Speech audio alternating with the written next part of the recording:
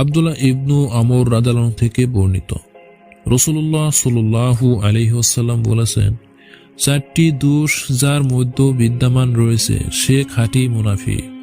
আর যার মধ্যে এই দোষগুলির একটি বর্তমান রয়েছে, তার ত্যাগ না করা পর্যন্ত তার মধ্যে মুনাফিকের একটি স্বভাব থেকে যায়। 1 নাম্বার, যখন সে কথা বলে মিথ্যা বলে। 2 নাম্বার, সে সন্ধি চুক্তি করলে তা ভঙ্গ করে। 3 নাম্বার, সে ওয়াদা করলে তা ভঙ্গ করে। এবং 4 নাম্বার, সে ঝগড়া করলে অশ্লীল ভাষায় ব্যবহার করে। হাদিসে উল্লিখিত 4টি স্বভাব যার মধ্যে পাওয়া যাবে, 12 রবের জন্য সে খাঁটি মুনাফিক। আর যদি মাঝে মধ্যে হয়ে যায় তাহলে সে খাঁটি মুনাফিক নয়। অন্য বর্ণনায় আরবি শব্দ স্থলে অত্র হাদিসে আরবি ব্যবহার হয়েছে। শব্দগুলি হল আরবি। আলিমগণের একটি দল বলেন মুনাফিক রাসূলুল্লাহ সাল্লাল্লাহু আলাইহি ওয়াসাল্লামের জামানায় ছিল, কারণ তারা মিথ্যা বলে ঈমান প্রকাশ করত, প্রকৃতপক্ষে তার উল্টা কাজ করত। আরও উল্লেখ করা যেতে পারে, কার্যতভাবে উল্লিখিত স্বভাবগুলি মাঝে মধ্যে পাওয়া গেলে মুনাফিক হবে না, বরং তারা বিশ্বাস রেখে বলে মুনাফিক হবে। অধিকাংশ হাদিসে 3টি দোষের কথা উল্লেখ আছে, তবে 4টি দোষ থাকলে সে হাদিসের বিরোধিতা হবে না।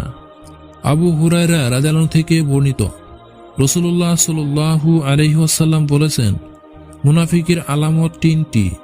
1 নম্বর, যখন সে কথা বলে মিথ্যা বলে। 2 নম্বর, ওয়াদা করলে তা ভঙ্গ করে। 3 নম্বর, এবং তার কাছে আমানত রাখা হলে সেটাকে খেয়ানত করে। ইয়াহিয়া ইবনু মুহাম্মদ থেকে বর্ণিত, তিনি বলেন, আমি অপরোক্ত সানাদে ইবনু আব্দুর রহমান থেকে শুনেছি। তিনি বলেন, মুনাফিকের চিত্র 3টি। যদিও সে ওসম পালন করে এবং সালাত আদায় করে এবং মনে করে সে মুসলিম। ইবনু উমর রাদিয়াল্লাহু থেকে বর্ণিত, নবী করিম সাল্লাল্লাহু আলাইহি ওয়াসাল্লাম বলেছেন, কোনো ব্যক্তি তার ভাইকে কাফির বলে আখ্যায়িত করলে সে কুফরি তাদের উপর কোনো একজনের উপর অবশ্যই ফিরে আসবে। ইবনু উমর রাদিয়াল্লাহু থেকে বর্ণিত, রাসূলুল্লাহ সাল্লাল্লাহু আলাইহি ওয়াসাল্লাম বলেছেন, কেউ তার ভাইকে কাফির বলে সম্বোধন করলে উপর একজনের উপর তা ফিরে আসবে। যাকে কাফির বলা হয়েছে সে কাফির হলে তো হইলই, নতুবা কথাটি বক্তার উপর ফিরে আসবে। আবু যর রাদিয়াল্লাহু থেকে বর্ণিত, তিনি রাসূলুল্লাহ সাল্লাল্লাহু আলাইহি ওয়াসাল্লামকে বলতে শুনেছেন, যে ব্যক্তি জেনে শুনে নিজ পিতার পরিবর্তে অন্য কাউকে পিতা বলে সে কুফরি করল। আর যে ব্যক্তি এমন কিছু দাবি করে যা তার নয়, সে আমাদের দলভুক্ত নয় এবং সে জাহান্নামে তার আবাসস্থল বানিয়ে নেয়।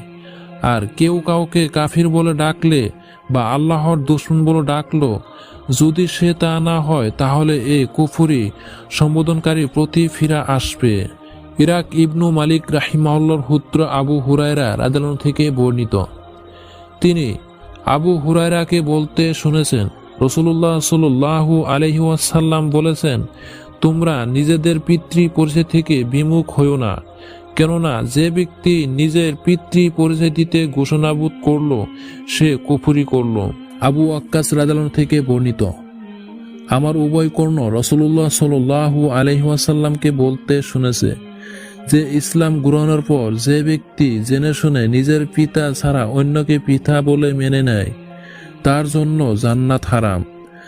আবু বাকরা বলেন, আমিও রাসূলুল্লাহ সাল্লাল্লাহু আলাইহি ওয়াসাল্লাম থেকে এই কথা শুনেছি। সাদ ও আবু বকর রাদিয়াল্লাহু থেকে বর্ণিত, মুহাম্মদ সাল্লাল্লাহু আলাইহি ওয়াসাল্লাম থেকে আমার 2 কান শুনছে এবং আমার অন্তর স্মরণ করছে যে তিনি বলেছেন, যে ব্যক্তি আপন পিতা ছাড়া অন্যকে পিতা বলে মেনে নেয় অথচ সে জানে যে সে তার পিতা নয়, তার জন্য